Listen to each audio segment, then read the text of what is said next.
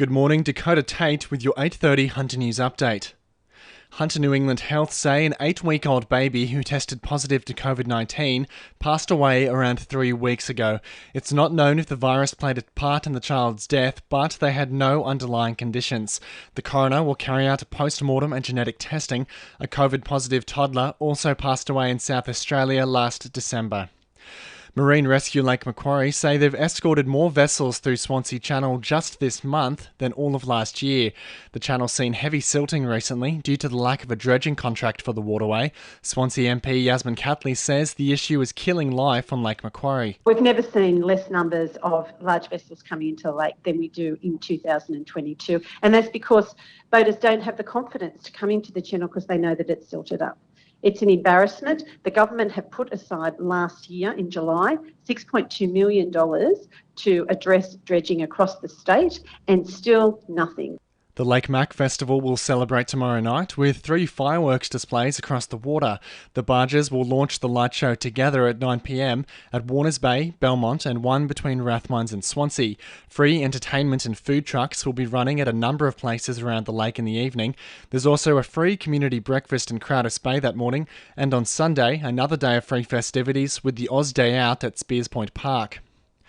Cessnock City Council is calling on residents to have their say on a new strategy for sustainability and managing climate change. It's hoped community input will help balance the needs of the natural environment with the concerns of residents.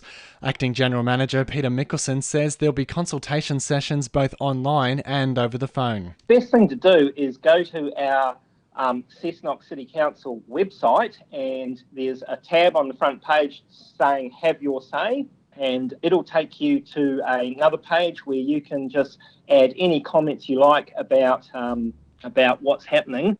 The man charged in a Muswellbrook stabbing this week has been revealed as the victim's older brother. Damon John Merrick was refused bail at Newcastle local court on Thursday. The 53-year-old spent time in hospital and was released and charged on Wednesday.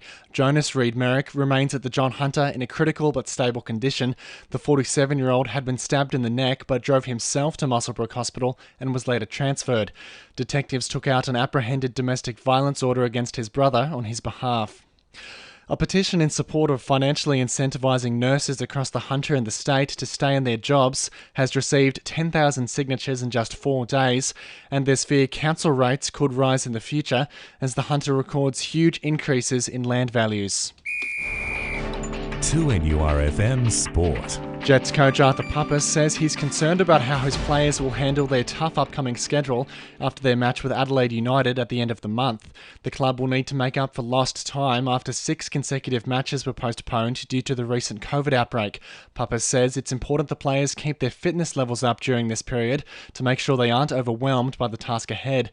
Meanwhile, Daniel Pena could have his loan deal at the club extended beyond this season, with the Jets holding talks with Brazilian club Atletico Mineiro. The playmaker has already made an impact since his arrival, scoring 1 goal with 3 assists. Chris Randall has been described as the perfect replacement for injured Knights hooker Jayden Brayley by the club's head of physical performance, Hayden Knowles.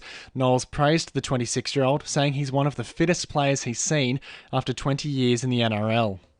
And Hunter surfer Philippa Anderson says representing Merewether Surfboard Club at the Australian Board Riders Battle next month will be the perfect start to the year's competition schedule.